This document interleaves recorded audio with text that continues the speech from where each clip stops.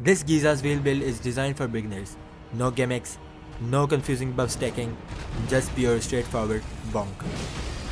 Everything I use is from the base game, so anyone without the DLC can jump in and follow along.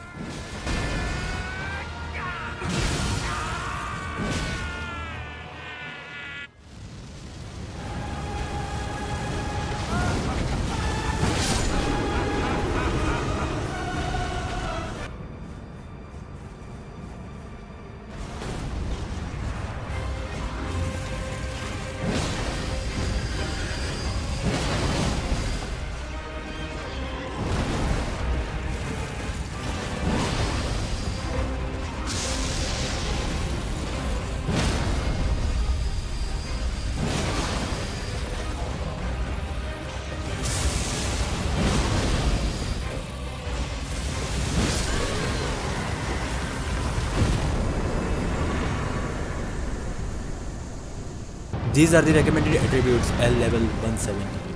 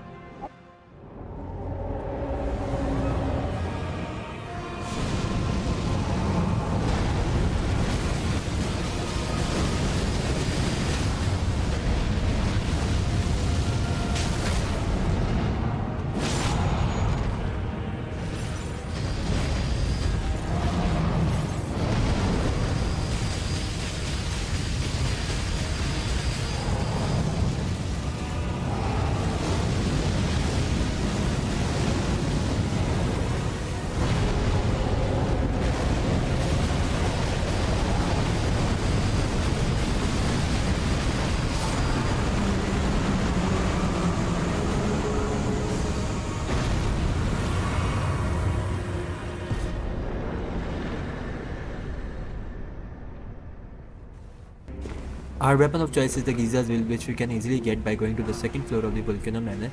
There, we will be invaded by an invader, and upon defeating her, we will get the Ghiza'S wheel.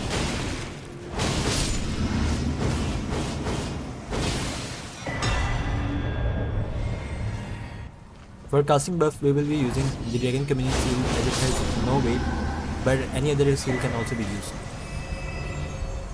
For the talisman, we will be using the Dragon Crest Graceful Talisman, which reduces the physical damage taken by 20%. It is found in Elfile, Grace of the Halictree.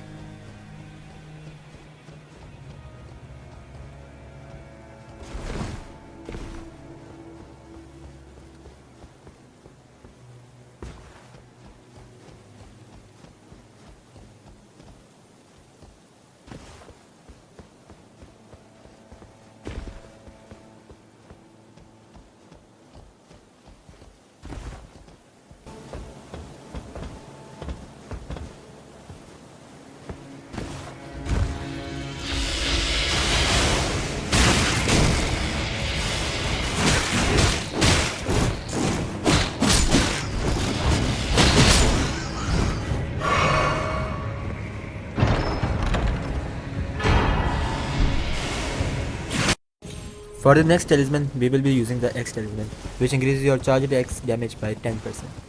There is going to be a sleeping bear sort of protecting a staircase leading towards the cellar door. There is going to be a chest inside. Opening it, you will get the X talisman.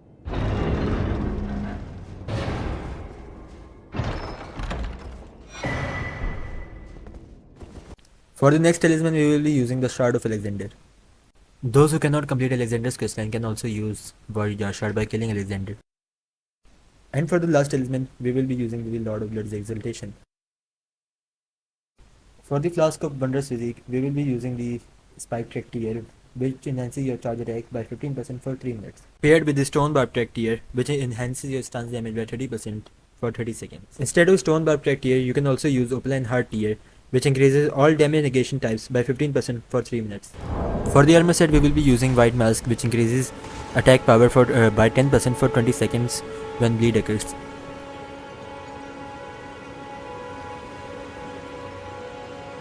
For the rest, you can use any armor set because there is no piece which increases your attack power. There is one in DLC which is Rakshas's armor set, but it is for those who have DLCs. So here I'm using like the Land of Reeds armor set and the Ronin armor set. For the buffs, we will be using Golden Vow and Flame Grappling Strength.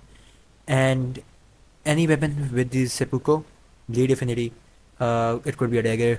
Basically, you want it to be as lightweight as possible. With this, your build is completed. For this build, we need to focus upon doing charge attacks because it will break their poise and it will also give a lot of damage.